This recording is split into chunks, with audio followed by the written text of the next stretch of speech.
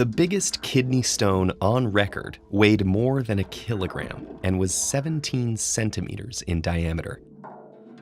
The patient didn't actually swallow a stone the size of a coconut.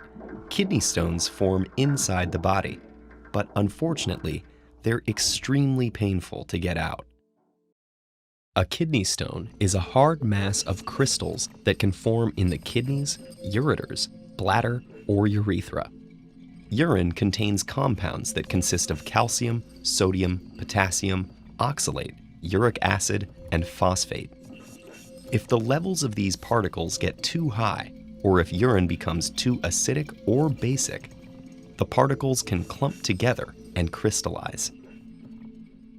Unless the problem is addressed, the crystals will gradually grow over a few weeks, months, or even years, forming a detectable stone.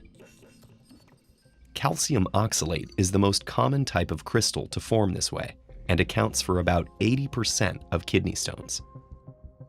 Less common kidney stones are made of calcium phosphate or uric acid. A slightly different type of stone, made of the minerals magnesium ammonium phosphate or struvite, can be caused by bacterial infection.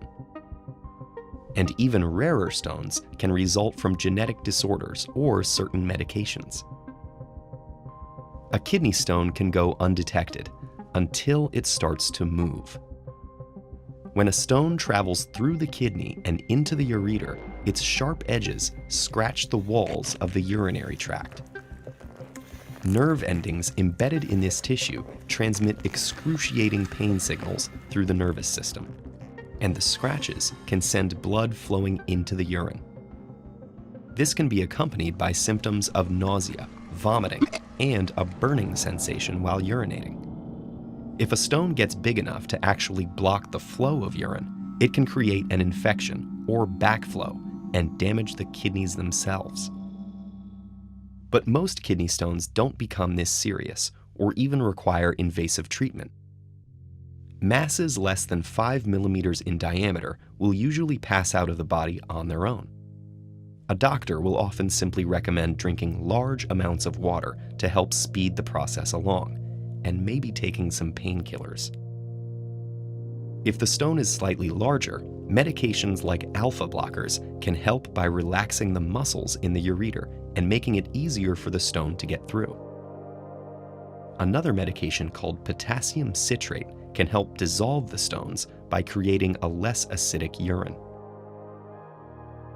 For medium-sized stones, up to about 10 millimeters, one option is pulverizing them with sound waves.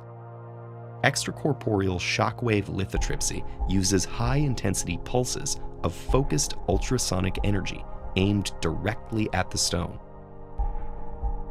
The pulses create vibrations inside the stone itself, and small bubbles jostle it. These combined forces crush the stone into smaller pieces that can pass out of the body more easily. But zapping a stone with sound doesn't work as well if it's simply too big. So sometimes more invasive treatments are necessary. A rigid tube called a stent can be placed in the ureter to expand it. Optical fibers can deliver laser pulses to break up the stone. Stones can also be surgically removed through an incision in the patient's back or groin. What about just avoiding kidney stones in the first place? For people prone to them, their doctor may recommend drinking plenty of water, which dilutes the calcium, oxalate, and other compounds that eventually build up into painful stones.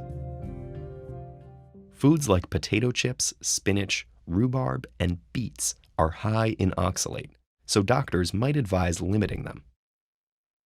Even though calcium is often found in stones, calcium in foods and beverages can actually help by binding to oxalate in the digestive tract before it can be absorbed and reach the kidneys. If you do end up with a kidney stone, you're not alone. Data suggest that rates are rising, but that world record probably won't be broken anytime soon.